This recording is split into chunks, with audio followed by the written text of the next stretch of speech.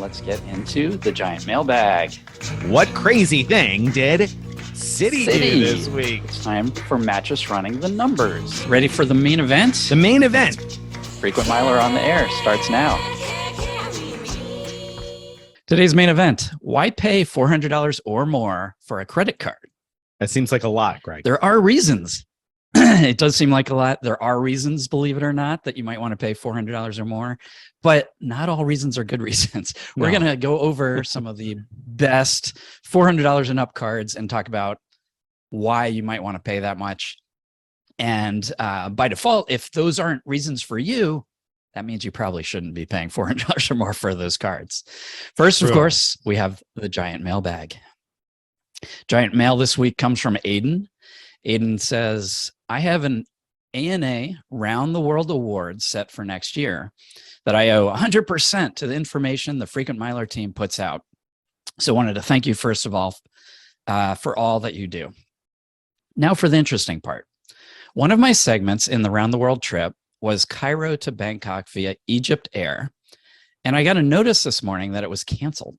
I called ANA and asked them, could they move me to Cairo through Istanbul to Bangkok through Turkish Airlines? The agent came back and was able to make this happen. I thought this was noteworthy as you're not allowed to change carriers within an ANA Round the World ticket once it's booked.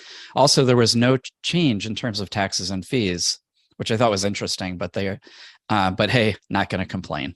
Anyways, keep up the great work. That's really interesting. So he must have read your post about flying on Turkish Airlines because he knew that the catering would be terrific on that short flight from Cairo to Istanbul, and then he'd get like the real deal from Istanbul to Bangkok, right? So right. Yeah. So somehow he canceled that Egypt Air flight altogether to make this happen. Well done. No, I thought this was great information because I actually wondered about this type of thing. As Aiden says, he's totally right. Once you book an ANA Round the World Award with ANA, you use ANA miles, but you book Star Alliance carriers.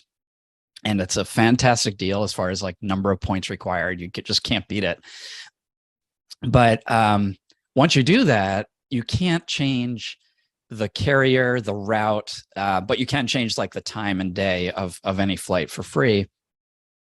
And I wondered like, well, what would happen if a route got canceled or there was some kind of, operational thing where you just couldn't fly that route? What would they do? And it sounds like they'll make sure that things stay good for you. So that's really good to know. It is good to know. It's not surprising that ANA has good service because they do have good customer service, it seems, in general, right? I mean, despite a couple of hiccups that you had, but they weren't really entirely on ANA's end, I guess, right? So yeah, I mean, that's all good news there. So thank you for sharing that little tidbit. The one thing I wondered when I saw this was, did that go beyond the maximum number of segments? Like, I wonder how many segments he had, and if adding the additional stop in Istanbul would have exceeded the segments, and if they broke that rule too or not. I wonder because I think you can fly, have up to 8 stopovers and up to 12 segments, right? So presumably he didn't have 12. That sounds right to me.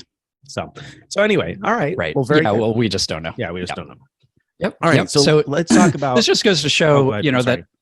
Excuse me. Sorry, I just want to finish this thought. Yeah. That ANA Round the World Awards are not just a great deal, not just truly bookable, since I did it recently, but also there's potentially a little more flexibility than is advertised, at least when things go wrong. So that's great to know. I think it's a very legitimate, real world thing that people can do with their miles and get unbelievable value from them.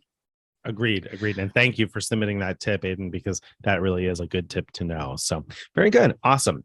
Well, I think that brings us to what crazy thing. Now, before we get into the real crazy thing, I'm going to say, what crazy thing is Nick doing? Nick is coming to you live from a cruise ship. So if you happen to notice any background noise this week, my apologies for that. I'm coming to you live from the port here in Athens, Greece.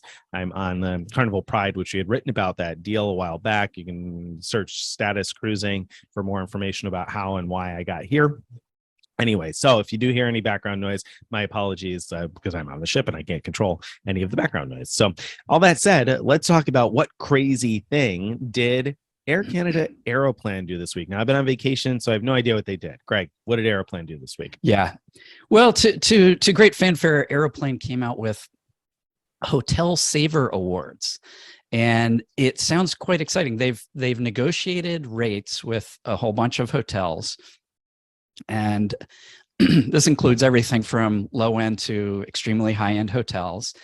And they allow you to use your Aeroplan miles to book these hotels, which that part's not new. I mean, they've allowed that for a while. A lot of airlines let you use their miles to book hotels, but usually at very poor value. Yeah, and I should jump in here really quick, because if you were following the 3 Cards, 3 Continents competition, you may have noticed that I ended up with an extra 5,000 Aeroplan miles that I didn't end up using.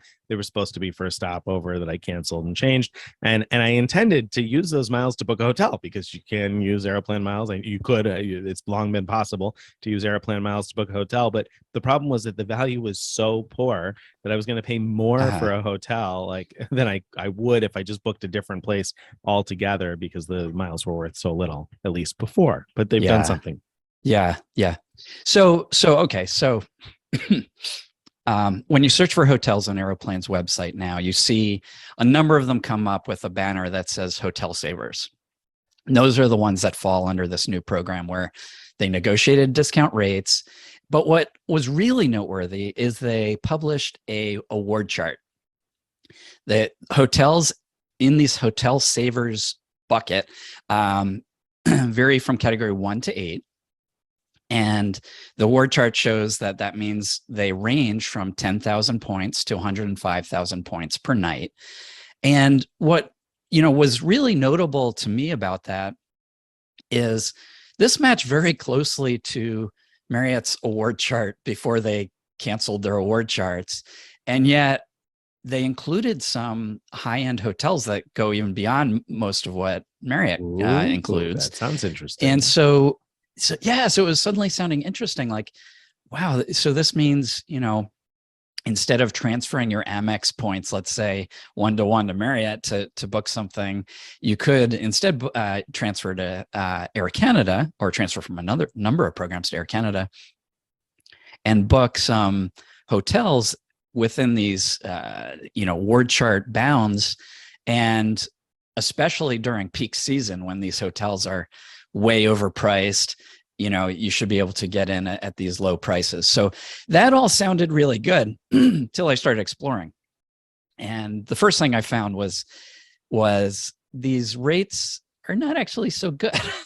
So I just looked at some real world examples and, tried to calculate what is the value of my Aeroplan points if I use them for this hotel.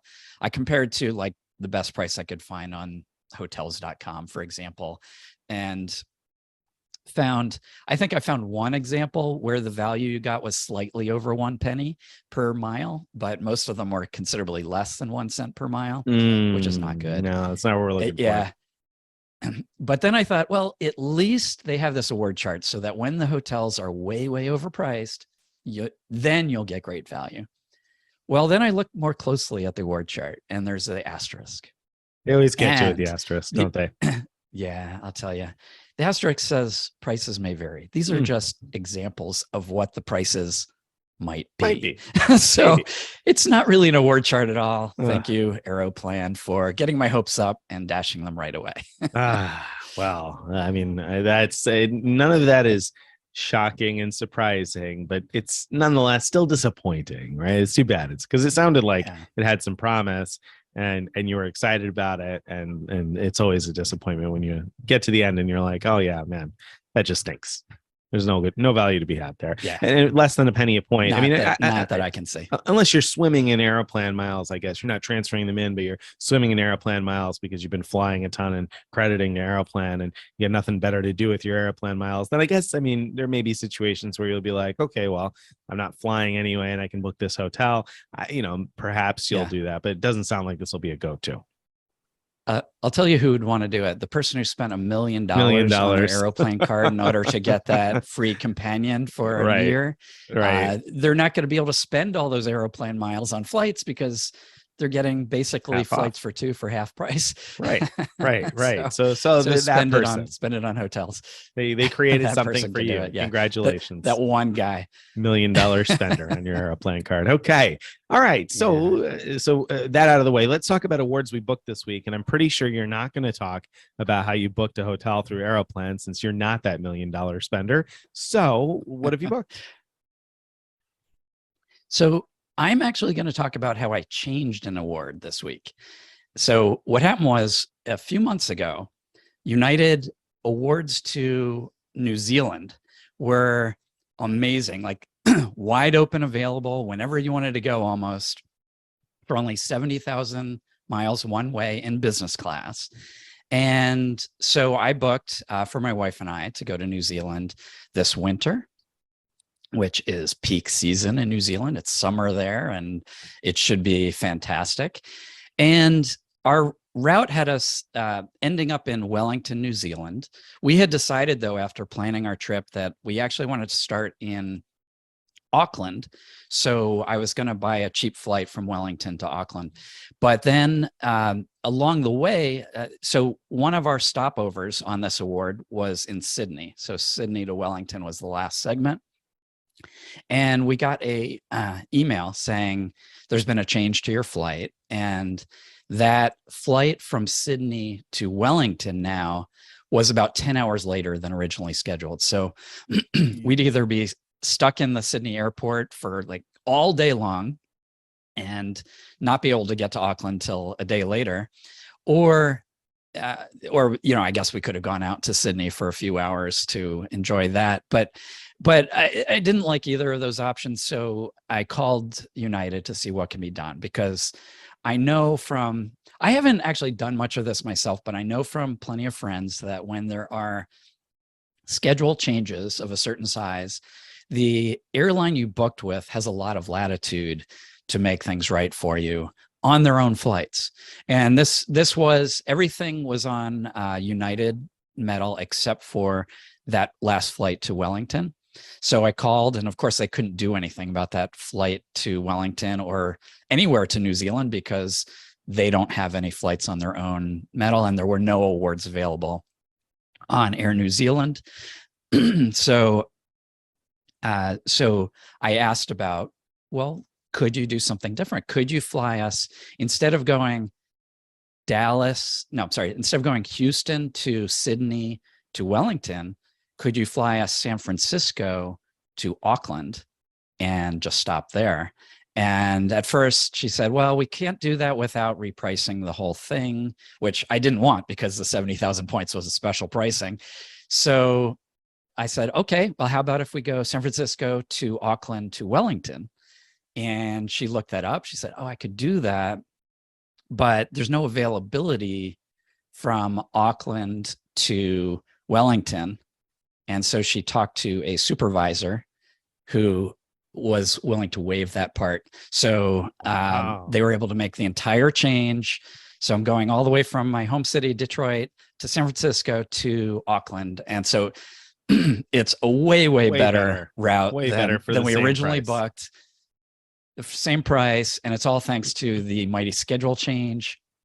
And basically this long story is just a way of saying, when you get a schedule change, and if it's significant in some way, either because it's you have a much longer layover, or even better, if they made it a shorter layover to where it's sort of an illegal routing because you don't have enough time at the airport to change gates, then definitely call them up and suggest a better route. Do some homework ahead of time to see, where does this airline that I booked with fly that meets my needs, and call them up and say, well, could you do this instead? And I can't guarantee it'll work in all cases, but it worked for me with United. I've heard positive cases with Delta as well. So definitely worth a shot. And then I think the really big point here to highlight, like Greg said a few times, but I'm going to highlight again, is the airline you booked with is the airline that is where they get the latitude. So United, for instance, was not going to be able to open up award seats on Air New Zealand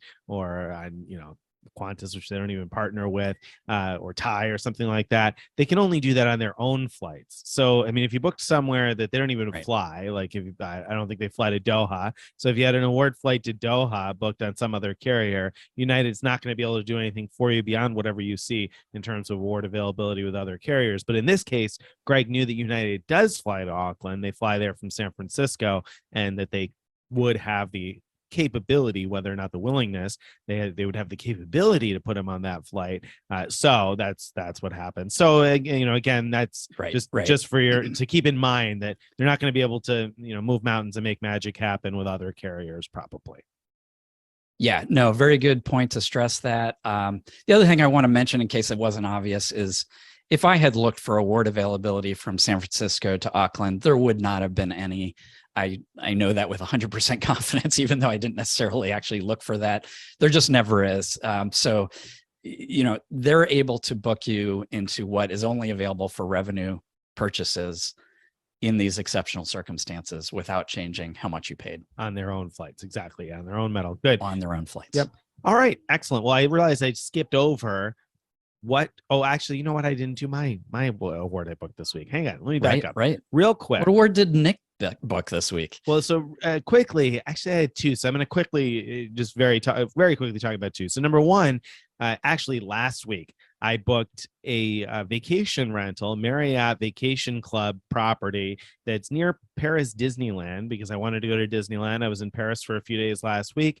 And so I booked that like day before or day of or something like that. And the base price, whatever showed up in search results, was like 30,200 points. And that wasn't available. However, I was able to book a room for 40,200 points, which wasn't the most amazing value ever compared to cash rates, but it was acceptable. It was decent. It was better than the 8 cents of a cent or whatever it is.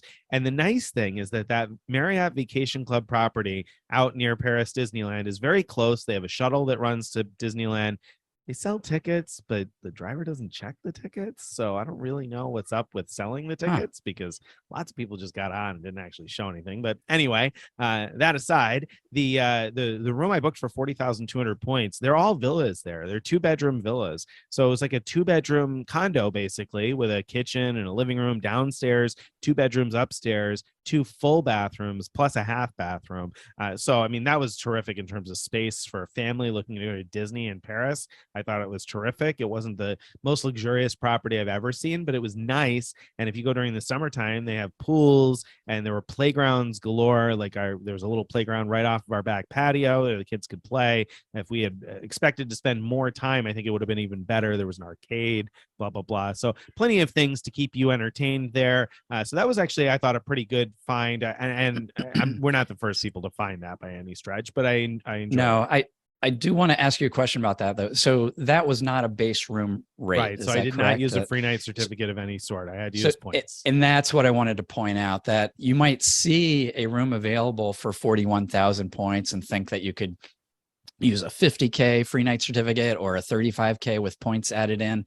But Marriott only lets you redeem those for base rooms. And so even if an upgraded room is available with points and falls within the range of your certificate, you can't use it. And that's a bummer with Marriott free night certificates. It is a bummer. And that really stinks, I think. But I don't think that this property has base rooms. Maybe they do, but I haven't seen any available. I looked during a few different times and I haven't seen it. I think it's all 2 bedrooms. So I don't think that they have any 1 bedrooms, and that's probably why they don't have any quote unquote base rooms.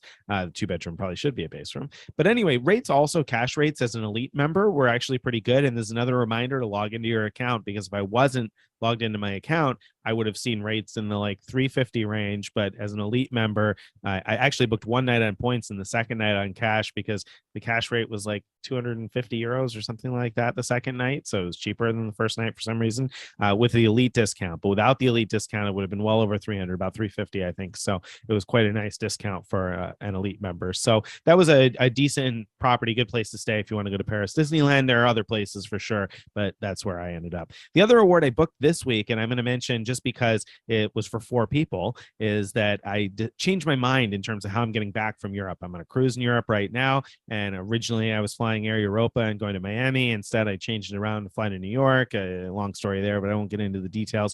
Key point is that just like less than 2 weeks before departure, I had no problem finding 4 seats on United from a number of their gateways in Europe in business class on United Polaris. I was really surprised. You recently reviewed United Polaris, and while I don't expect the food to be all that great, it seemed like the bed would work out nicely. It's a daytime flight, but still we can recline and relax and enjoy that. So yeah, I found them from a number of European airports. I booked it out of Brussels, but there were a number of different airports where that was available. So worth keeping an eye on that if you're traveling with a family.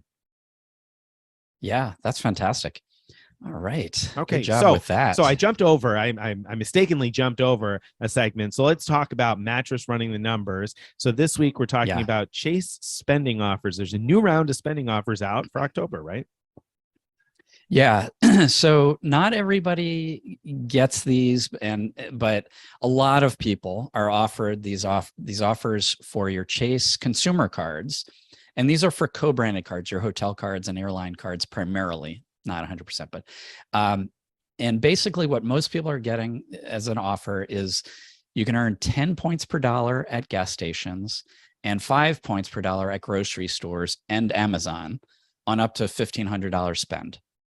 So for example, if you spend the entire $1,500 at a gas station, you would get 10 points per dollar with that. So you'd get 15,000 points. And that's inclusive. So when they say 10 points per dollar, if your card automatically gets 2 points per dollar at gas stations, then what they're doing is they're adding an additional 8 points per dollar on top of that. So my question, this is sort of like a little pop quiz for Nick, which is, which card would you use? Let's say you had all of the following cards. World of Hyatt. Hyatt card. Okay, go ahead. Yeah, right answer. Yeah. So, I mean, if you have it on the Hyatt card, it's like a no-brainer, right? I mean, because you go to the gas station, 10x. So. That's a no-brainer. There are multiple cards that earn Avios. There are multiple Chase cards that earn Bonvoy, Marriott Bonvoy points. There's the Hyatt consumer card, IHG card, Southwest cards, United cards, and Aeroplan card. And Nick already answered that he would spend it on the Hyatt. Me too. Hyatt points are so valuable.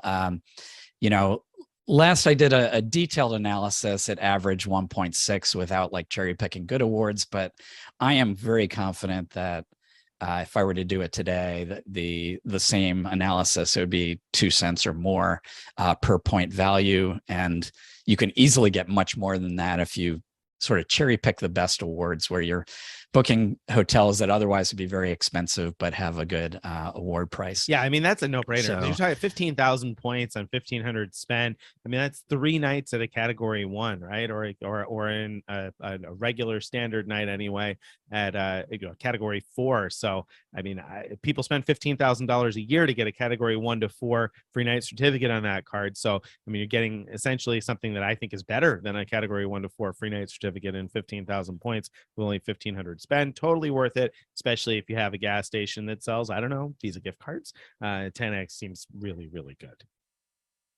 Yeah, absolutely. So that's great if you've got it. And if you have something you could buy at gas stations for $1,500, that's the way to do it. Yep. And actually getting 5x is pretty good too. So, if you don't have that much spend at a gas station, I would still love to use the Hyatt card to get 5x. So, okay, I'll throw a question back at you. So once you've done the Hyatt card, let's say you max that out, right? So what's the second card you would max out on this? Yeah.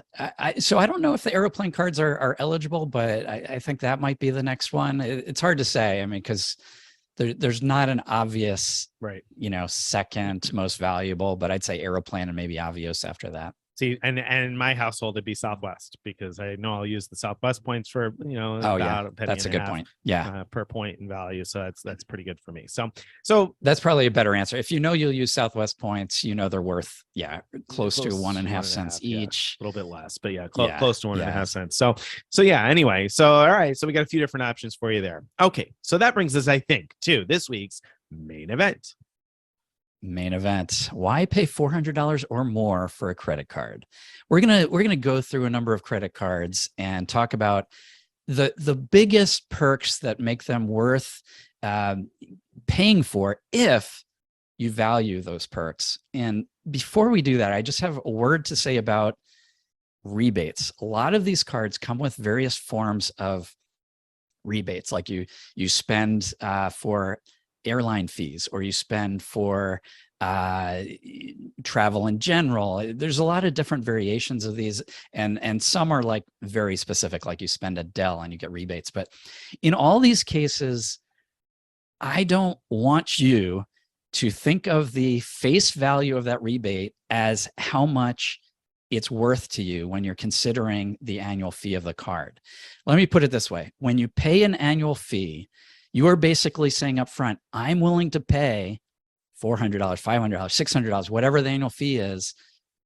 I'm willing to prepay that for all these perks, including this rebate. So let's say I came to you and said, I'm going to give you $25 back on dining spend per month, maximum of $25 back on this credit card, but you need to prepay $300 a year for this perk. Would you do that? Yeah, I mean, of course, most. So what do you think, Mac? Would you do that? You shouldn't. Whether or not I would, or somebody listening to this would, you shouldn't. I mean, there are a lot of things that people do that you shouldn't do. So, but you shouldn't, right. Because why would you? Why would you lock $300 into this, like hoping that you remember every month to use this and get $300 back? Exactly. Your total hope, the best you could do if you do it perfectly is to get $300 back. And yet there's a good chance you won't get $300 back. There's also a good chance you're going to be have some level of stress. It might not be much, but just having to remember to use this card for dining once a month. And this is a real world example of the Bonvoy Brilliant card, by the way. And so that's a long way of explaining why you should not value that $25 monthly credit at the full $300 when comparing to the annual fee. You shouldn't say, oh, yes, the annual fee is $650, but subtract $300, so it's really only $350. It's not. It's more. It's $650, and you get this $300 rebate, which you're not going to be willing to pay $300 for. And anyway, just keep that in mind. We're not going to go into that with each card because that would just take forever. But there you go. So let's start with bank cards. So these are cards that offer their own like bank points, which are in many cases transferable to a number of airline and hotel partners. And let's start with Capital One Venture X. It's a $395 card, and it comes with $400 in rebates annually. $300 if you purchase travel through the Capital One travel portal, and 10,000 Capital One miles each year upon renewal. So that's a total of about $400 in rebates, but it also gives you airport lounge access. So the $400 in rebates and the airport lounge access are the two items I'm going to pick as like why you should keep this card. Now, let me back up a little bit. We are not going to go into every perk of every card. Right. All right. So before doing this, we decided let's only pick 2 or 3 headline perks. Say you should keep this because of this if you value these 2 perks. And so those are the 2 I picked for the Capital One Venture. That makes sense. I mean, because there are lots of these cards have perks that overlap, like like TSA pre-check credit or whatever else. That whichever of these cards you get probably has something like that, and so that usually isn't a headline perk, since there's a good chance you may have another card in your wallet that gives you that perk. So anyway, all right. So what Greg said here, I mean, I think this card is a no-brainer for most people, isn't it? I mean, you look at it and you say, okay, $300 in travel credits. Now, the big downside, the big gotcha on the Venture X card is that you have to book your travel through the Capital One travel portal. And that means you might not get a full $300 in value out of it. So that's Correct. something you've really got to consider and think about. Now, real world example here. I mentioned just a few minutes ago that I booked my flight back home just, I don't know, during this trip to Europe. And so I booked it out of Brussels, but my cruise ends in Rome. So I have to get from Rome to Brussels. There were no good award options. The best option for me, believe it or not, heretical as this is going to sound to many people, was Ryanair. So Ryanair had a flight that was timed well to get me to Brussels. And so I booked that. Now, an interesting tidbit here is I booked it through the Capital One portal, and I took screenshots because it says that it includes one free checked bag for each passenger and seat selection. Now, whether or not it actually does, I'm very skeptical. But if it does, then it will turn out to be a great value there because it was the same price or within like $2 or $3 anyway of booking directly through Ryanair. So, if without any of that, the extras. So if it does end up including the check, We have a great post coming up from Nick in the future about how he tried to claim that extra money from Capital One after it didn't work out. Goodness knows that's what's going to happen. At any rate, but that's a good example though, because I did just mention kind of offhandedly, but it is important for purposes of this discussion that it was $3 or $4 more for those flights than had I booked them directly through Ryanair. And that's the problem. And that's part of the reason why you shouldn't value the $300 credit at full face value, because you're going to often run into situations where the Capital One travel portal is going to be a little bit overpriced compared to your next best option, whether that's for a hotel or rental car or perhaps even a flight. So it's a little wishy-washy. So I don't know, how much would you be willing to pay for it? Hard for me to say. Yeah, it is really hard to say. One other problem with it is sometimes I find that it only offers non-refundable hotel bookings when other online agencies allow you to pick for fully refundable hotel bookings. So that's another issue I've had with it. But still, if you can eke out anywhere close to the $300 value and the 10K. I think it's worth saying that the 10,000 miles you get with it are worth $100 for travel purchases. But if you transfer those to partners, you can get way more than $100 in value. I mean, you could transfer 7,500 of those to Turkish Airlines and potentially fly United one-way economy all the way to Hawaii from anywhere in the continental US. So, I mean, a one-way ticket to Hawaii is worth significantly more than $100, and you have 2,500 miles left over. So I think that, that card I do think it's a no-brainer in terms of the costs and the features. And in fact, my wife's old Venture card, I think I'm going to upgrade one of those to another Venture X and perhaps mine too, because I mean, it's just such a good value compared to having a regular Venture card that I think it might be worthwhile for us. Why wouldn't you want to just cancel your others and get free authorized user cards on the Venture X? Well, because I haven't had a lot of trouble using the Capital One credits, the $300 in credits, and the 10,000 miles to me then becomes a pretty decent purchase. 10,000 miles for, around $100, a penny a point. It's not great, but it's also not bad. Though Greg makes a great point that I am an authorized user on my wife's Venture X. So, and we already are doing that for the free perks, the additional perks. I just think it's a decent value between those two things. But you're right. It probably makes more sense to just cancel the other cards altogether. Of course, the chance of ever getting approved for another Capital One card is so slim that I kind of want to keep those accounts around and alive just in case there becomes a product change option that's worthwhile. But that's an advanced play that's on a whole nother level for a different show altogether. So Venture X, we both agree, is probably pretty easily worth its $400 annual fee, right? What do we have up next? Yeah, and it it costs $395, so it technically doesn't even qualify for this show since we're talking about cards that cost $400 and up, but it's close enough. Excuse me. We have too many ultra premium cards to cover to give an analysis like we just did for the Venture X. But the Venture X is special in that I think for most people, you can find a good reason to keep that card because it has easy to get rebates that are, cover the annual fee basically. Yeah. So what I want to do with the rest of these cards is we'll take turns.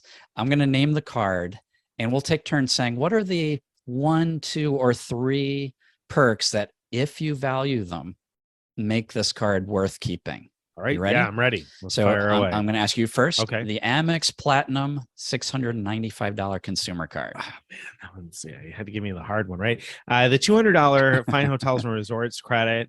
If you like fine hotels and resorts, which I do, I think that becomes pretty easy to get close to full value.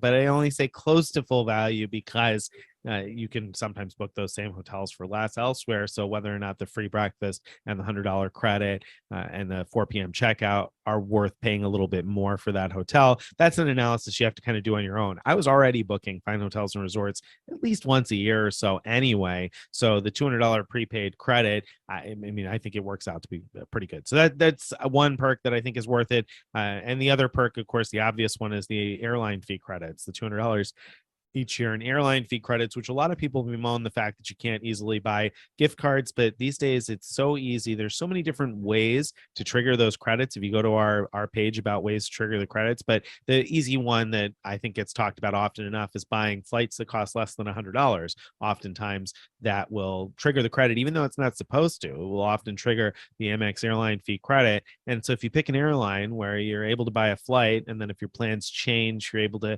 somehow cancel that flight and retain it as a credit with the airline that never expires, Southwest, then I think that it's easy to get decent amount of value out of the airline fee credits. So those two perks, if you value those, I think that eats a big piece out of the annual fee. Of course, there's still a lot of money that you got to spend there. I think it's hard for a lot of people to justify this one. All right. I'm going to cover the Platinum Business Card, and I'll also partly cover why I think Nick missed a major reason for keeping the Platinum Card, the Consumer Platinum Card. So the Business Platinum Card also is $695 a year. And yeah, one major perk, I'm going to just lump them all together, about $600 in rebates, but you may not actually get anywhere near $600 in value, depending on your purchase habits. But the other big perk that is very valuable to a lot of people and in common with the consumer card is airline lounge access, airport lounge access, including Delta. So if you fly Delta often and you want to get into those sky clubs, then on days you're flying Delta, you can get yourself in for free with the Business Platinum, as well as some other lounges as well. And the third thing that the Business Platinum card has that the personal doesn't have is that 35% point rebate when you use points to book flights with your preferred airline or business class or higher with any airline. You get a rebate that makes your points worth a little over 1.5 cents each on when purchasing flights. So there are some good reasons to get those platinum cards and to pay those fees if you value those things. I'm glad you brought up the airport lounge access because that does make a difference for a lot of people. I think that's and really when you look at the fact that the consumer card comes with over $1,000 in total rebates, and I didn't lump them together. So yeah. There are a lot of rebates. So if you value those other ones also in the airport lounge access, I'll agree with Greg. It can be a good value. Although I'd rather have the Venture X that you can add free authorized users to it, and they get their own priority pass and their own Hertz President Circle status and blah blah blah. So if I were picking, they do, but they don't get into Delta Sky Clubs or right. Centurion lounges. So if you want that, you'll need one of the platinums.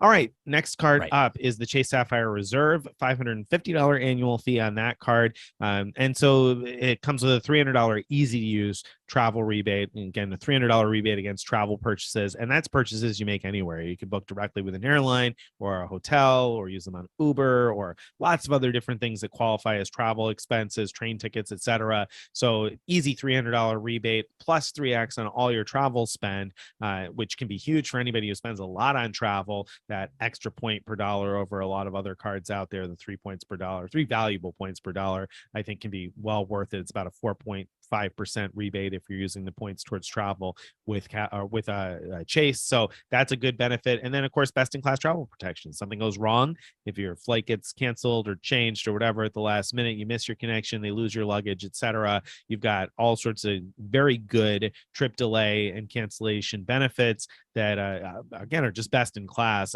I don't use a card other than a Chase card for booking travel in general because of those best in class travel protections.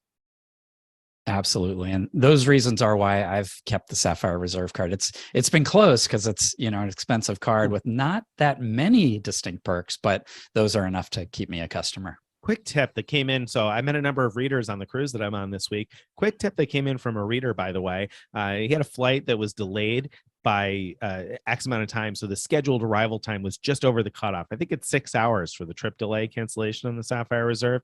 And so it was scheduled to get in just over 6 hours. But of course, they had tailwinds or whatever, and they got in like 5 hours and 50 minutes or something like that. So he thought, oh man, did we just lose the credits here? But as it turned out, Chase went with the scheduled arrival time rather than the actual arrival time. So if you ever end up in that situation, scheduled arrival time is what matters for the trip delay protection benefit. Wow, great to know. All right. So then next card in our list is the US Bank Altitude Reserve card. This card doesn't get a lot of press. It's kind of an outlier there, and its points are not transferable to airlines or hotels, so a little bit less interesting. But this card costs it costs exactly $400 a year, and has $325 in easy to get rebates. So use the card to spend on travel or dining, and you get $325 back. So very, very easy to get that back. The main other perk that makes this thing worth keeping is you get 3 points per dollar for mobile wallet payments. So Apple Pay, Samsung Pay, that sort of thing. So if you buy things in person, you go to Costco or wherever and you tap to pay with your phone, you're getting 3 points per dollar, and points, thanks to the third feature that I love, real-time mobile rewards.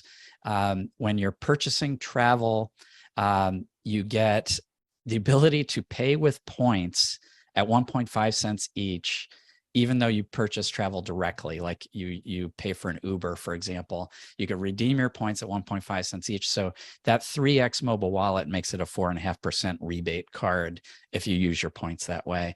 And so altogether, it's a very nice, combination that nets out to only about $75 if you were to fully value the $325 rebate. Which, of course, we wouldn't value it a full $325. So it nets out to a little bit more than $75. But it's up to you as to how much that is. But if you spend a decent amount of money in person, I feel like that card is a great card to have. You're like a Costco shopper, you're not going to do better than basically 4.5% back at Costco. So that card's almost a no-brainer, in my opinion, for a lot of people. Okay.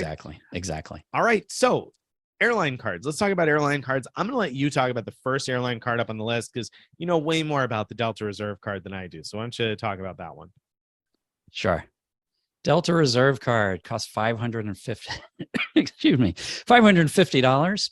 And its main reason to be is Delta Sky Club lounge access. And so it's a little bit cheaper than the Platinum card, but gets you Delta Club access. It also gives you an annual companion ticket, which can be used for pretty much regional round trip flights where you add a companion, and you can even book a first class ticket on that. So those two things are worth a lot. And then the third, there are actually a slew of benefits, so you'd want to go through them to see. But the third, I think most valuable to some people is the ability to earn medallion qualifying miles, MQMs, with high spend. And what that means is it lets you earn or maintain Delta Elite status through spend.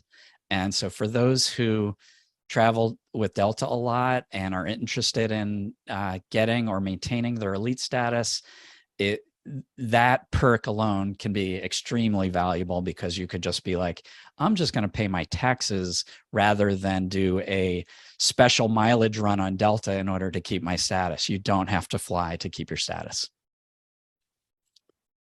You are on mute, Nick. Yep. And so right away.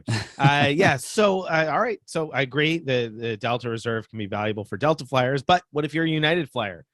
Then we should talk about the Chase United Club Infinite card, because that card we should comes with United Club lounge access, which remember, you won't get club lounge access to United lounges just by being an elite member. That's true with all of the US based airlines, that being an elite member with the airline will not get you lounge access within the United States. Now, you may have elite status with some other airline, some foreign airline, if that will get you potentially club lounge access in the US. But if that's not the case for you, then this could be well worth it, because United Club membership would cost you hundreds already. It would cost you more than the annual fee, I believe, on the United Club Infinite card. So you get the club membership and you get a 10% discount on Saver Awards within the US and Canada. And that can add up if you book a lot of Saver Awards within the US and Canada through United. And that's kind of an interesting thing, though, to me, because how do you know what a Saver Award is anymore? Because I don't think they say anymore, right? Didn't I just recently read that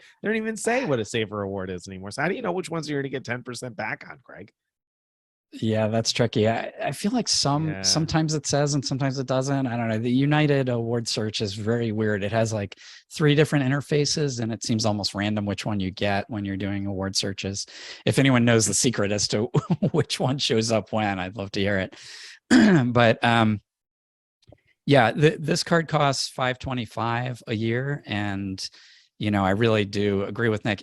If you're interested in club membership, that's really the main reason to be for this card, I think. Yeah. I mean, if you're interested in club membership and period, number one, and then if you book a lot of domestic awards, I mean, that could add up. The 10% back could add up to be worth quite a bit. I mean, because it's pretty easy to get more than a penny per point in value with United. With most of the US based airlines, really, it's easy to get at least a cent anyway, relatively easy. So I mean, getting 10% back if you spend a few 100,000 miles a year on flights, which some people probably do, could make it a good supporting reason to keep the card. You're probably not going to earn enough of those back to justify the card on its own, but a good supporting reason. There's also some sort of benefit of having both that and a business card, I think, right? You get like a little discount, I think, if you have a business card also, but I don't remember what that deal is, so I probably should have skipped right over it and moved on to the next card on the list. I think that's the benefit of the business card, that if you also have a personal card, you get $100 back or something. Never mind. Okay. So the third airline card we're going to talk about is the American Airlines Executive Card, $450 a year.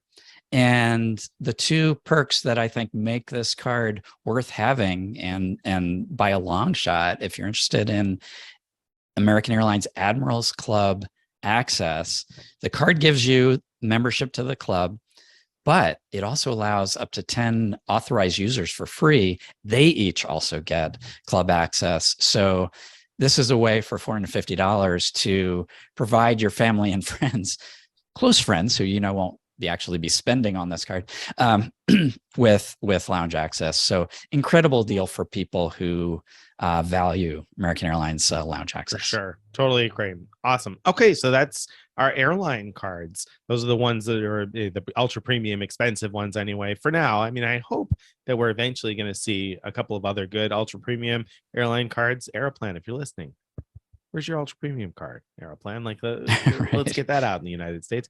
But anyway, let's move on to hotel cards, because there are a number of these $400 a year plus hotel cards out there. And the first one on the list is my favorite of the bunch, the Chase Ritz-Carlton card, which has recently become an incredible deal. This is a card that's not available new, so you can't apply for this card. What you have to do is have a Chase Marriott card of some sort, the Bold or the Boundless, that's been open for at least a year. It's got to be a consumer card. You can't change between business and consumer. So you need a consumer Chase Marriott card that's been open for at least a year. And then you should be able to call up Chase and say you'd like to product change to the Ritz card. Now, they may enforce a minimum credit limit of some sort, but it's worth calling and just asking to see if you can product change to it if you're interested, because the annual fee on this card is $450, and the benefits it comes with are fantastic. I'm going to start with the rebate. So there's a $300 airline incidental credit rebate. With Chase, it's different than with Amex. So this is not triggered automatically. And so it's different than the Sapphire Reserve in that regard. These are supposed to be for things like checked baggage, club lounge access, etc.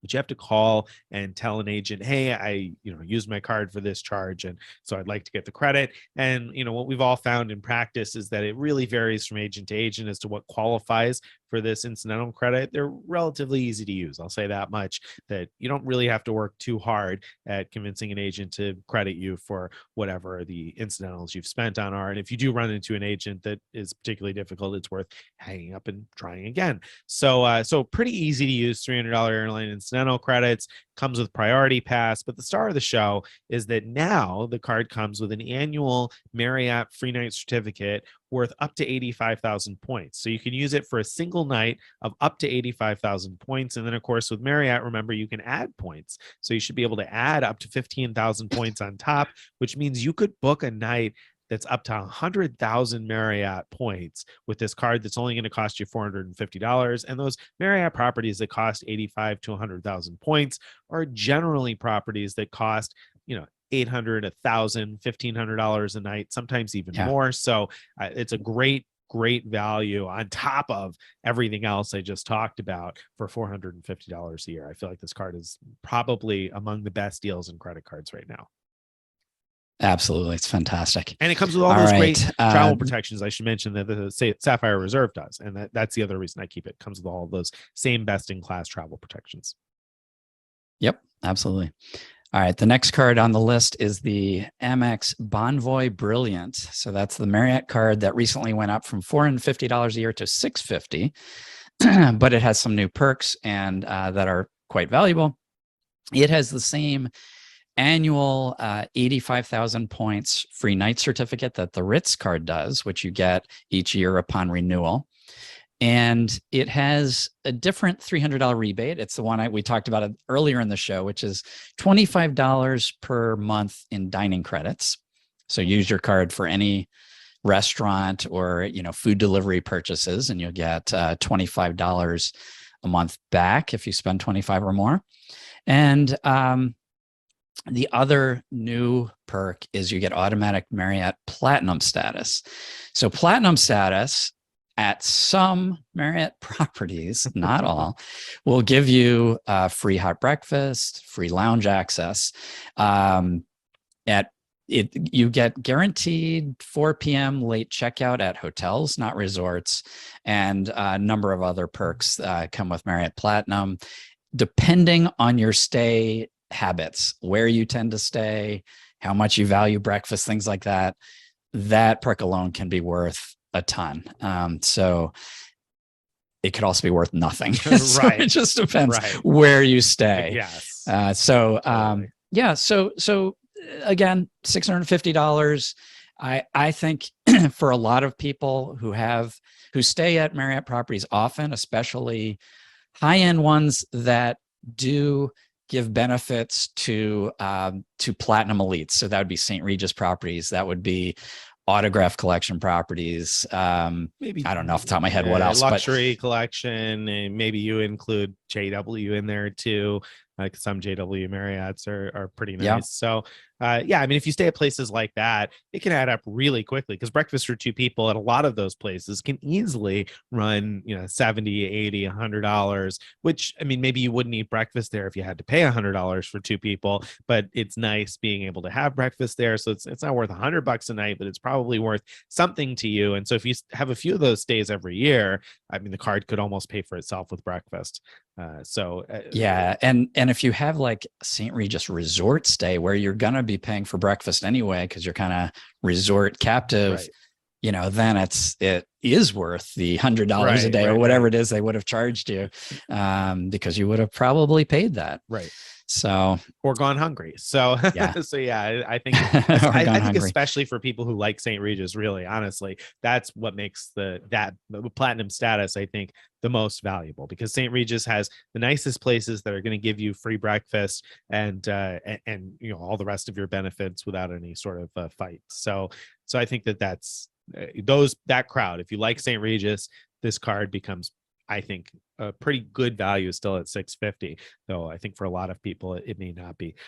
as good. And by the way, we should mention, I'm going to mention Right. this because this just came up on a bus in Greece the other day here with somebody who has the Brilliant card. And she said, oh, the annual fee just went up and I don't think I'm going to keep it. And so she said she was going to cancel it. And I reminded her, she probably didn't know this, because if you didn't have a card a long time ago, you probably wouldn't know that there is a $95 a year Amex card, an Amex Bonvoy card. And with a lot of the cards we've talked about so far today, almost all of them, not quite all of them, but almost all of them, if you decide it's not worth keeping, you don't necessarily have to cancel. You can call the bank and downgrade to something cheaper, maybe even something without an annual fee. So if you decide that one of these isn't for you, cancellation is not the only thing on the table for you. You could downgrade that Bonvoy Brilliant to the $95 Amex Bonvoy card that comes with a free night certificate each year, blah, blah, blah. I'm not going to get into all the benefits on that card right now, but you have an option. If you have this Chase Sapphire Reserve, you could downgrade all the way to the no fee Sapphire card or a Freedom card, potentially, if you don't want to keep it. So there are a number of different options, and you can look on Frequent Miler for more information about your downgrade paths with various ultra premium cards. So all right. Yeah. And let me say a little bit more about that, especially with this Bonvoy card. So I would say that the way you should approach this is wait until this new annual fee kicks in, because depending on when your annual fee is, you'll probably be charged $450 one more time before it goes up to $650. And again, it just depends when that is. And so go ahead, and if it's $450, I think this card is definitely worth its price. Go ahead and pay that. The next year when they charge you $650, wait till the charge hits. Call them up, say, hey, I want to cancel this card. It's too expensive. I bet you they're going to offer you some kind of big bonus to keep the card that'll make it worth keeping another year. If in the off chance they don't, then say, oh, wait a minute. Could I instead downgrade to the $95 card? And then do that. Good point. Because Amex is particularly generous with their retention offers, or has been at least these last couple of years. And probably they're going to run into a lot of people calling on this card. So really good point from Greg, particularly with that card, to try for a retention offer. Chase is not so well known for retention offers. Citi usually is pretty good about retention offers, but Amex has been the best these last couple of years. So well worth calling for that. Okay, speaking of Amex, we have one more Amex card on the list here, and that's the Amex Hilton Aspire, which is probably my second favorite hotel card after the Ritz card. And again, one of my favorite ultra premium cards, because the card costs $450 a year, but it comes with an annual free night certificate valid at just about any Hilton property in the world.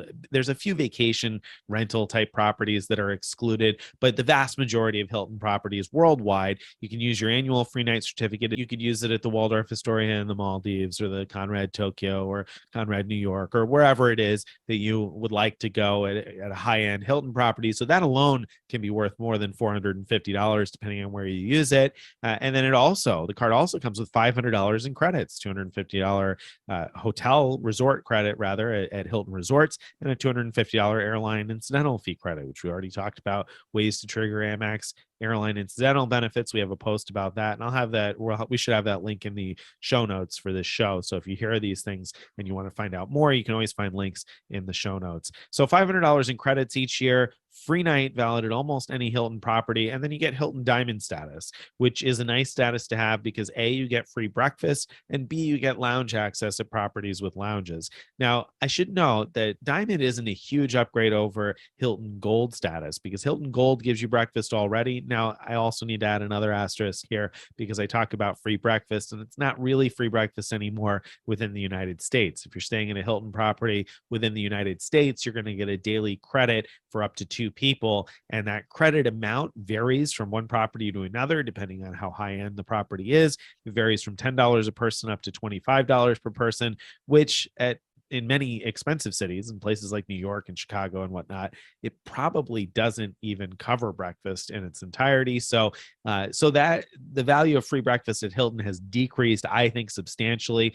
Though on the other hand, you can usually use that food and beverage credit at any time during your stay. So maybe you'd rather have a drink at the bar or an appetizer at dinner. So having Hilton Gold or Diamond status, either way, gets you access to that credit. And so this card comes with Diamond, which gives you that plus lounge access if the property you stay at happens to have a lounge. And if you do stay at a lot of Hilton properties with lounges, then the benefit, I think, becomes a little bit better because you get your lounge breakfast already, and then you can use your daily food and beverage credit for something else and end up with maybe free dinner also or something along those lines. Now, of course, when you're staying at Hilton properties outside of the United States, you get a full free breakfast in their restaurant, and you also, again, get the lounge access. So this card, I think, is pretty easily worth $450 a year. I think that free night certificate alone could be worth more than that, but you should probably value that at least at $200 or $300. Yeah, if you're willing to spend a little bit of effort in using that annual free night certificate, it should be pretty easy to use it for $200 or $300 in value or more.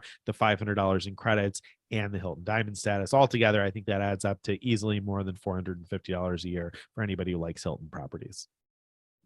Totally agree. Totally agree. This card is probably the one that has the most sort of cash upside of all the cards for people who have sort of regular spending habits. And I say that because you could argue that the consumer platinum card has more cash upside, but some of the credits are for such specific weird things that you wouldn't expect most people to get the full credits that are available through the consumer platinum card. Right. But with this one, I mean, the credits are airline incidental fees and Hilton Resort. Yeah. And we should mention too, check the list for the Hilton Resorts, because a lot of them, if it's got the word resort in the name, that does not mean that it's a qualifying resort, which doesn't make any sense at all to me. But you have to look at the map and see which ones are eligible for the credit, because there are some places that you would think are resorts that aren't on the map, but there are also some places that qualify for the resort credit that are not what you would probably think of as resorts. So there are a range of places where you're able to use your annual $250 in credit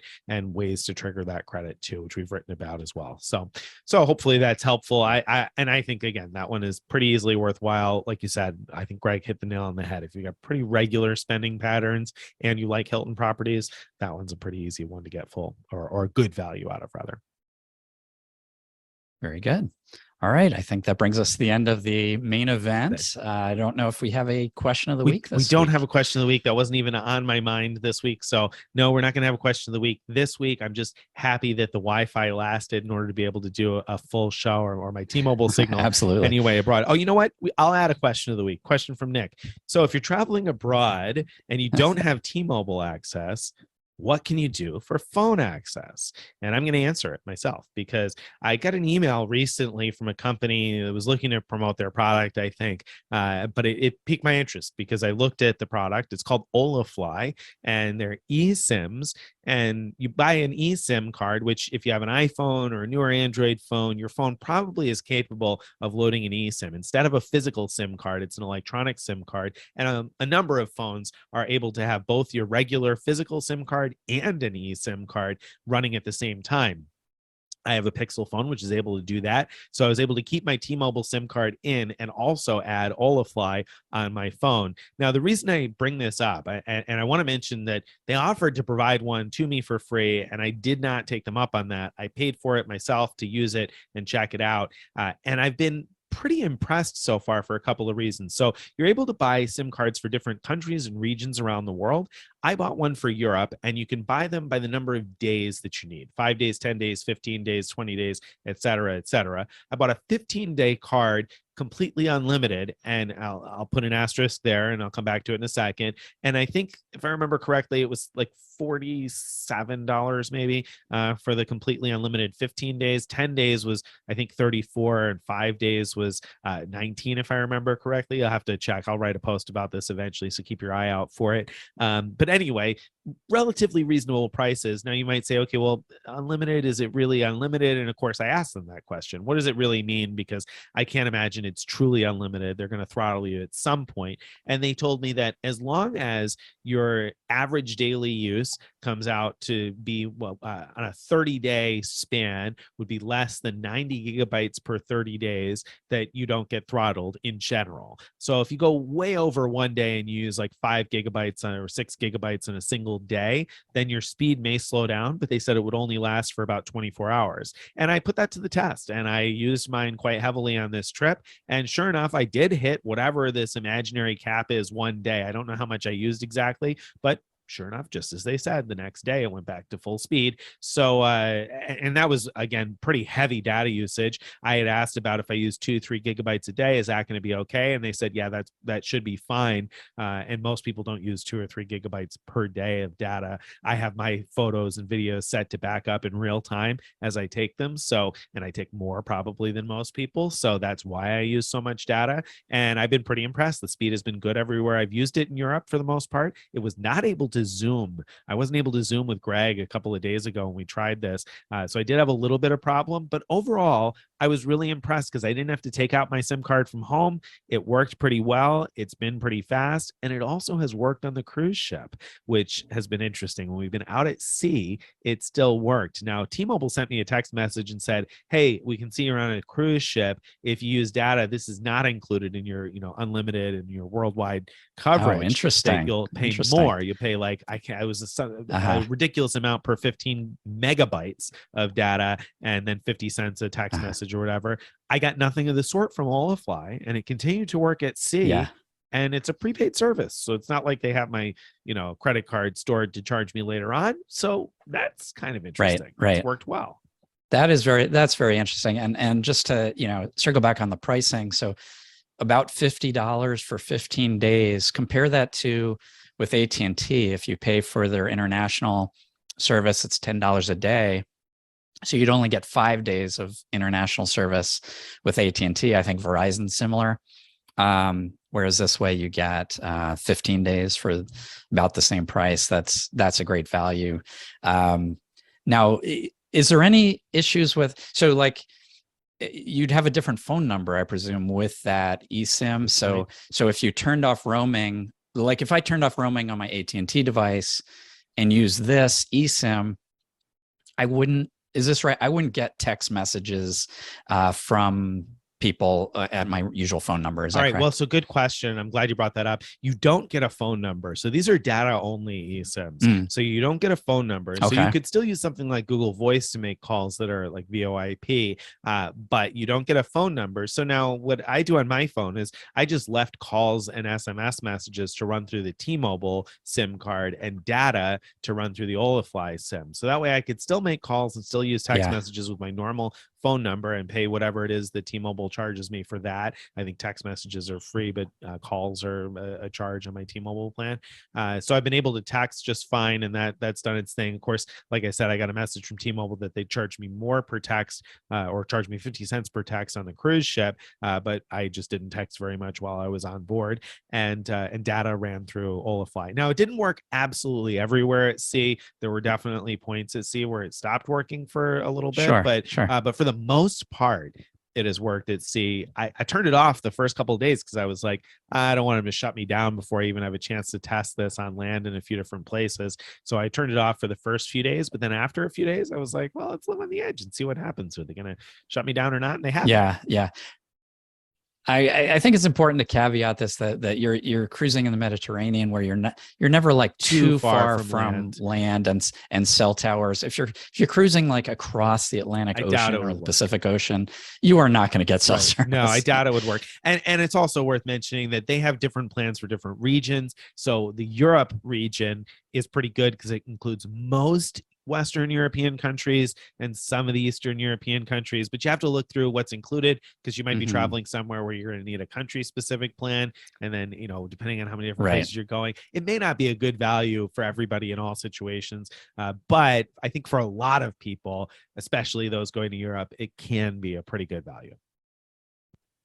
All right. Good to know. Right. Good to know. All right. So that brings us to the end for this week. If you've enjoyed what you've been listening to and you want to get our emails in your inbox each day or each week, you can go to frequentmiler.com/subscribe. Again, that's frequentmiler.com/subscribe. Join our email list. You can follow us on all the various social media. We're on Twitter and Instagram. You can join our Frequent Miler Insiders Facebook group, where if you have questions like these, you can ask them and get them answered by lots of other readers interested in this stuff too. Thank you guys for listening this week, and we will see you guys again next week.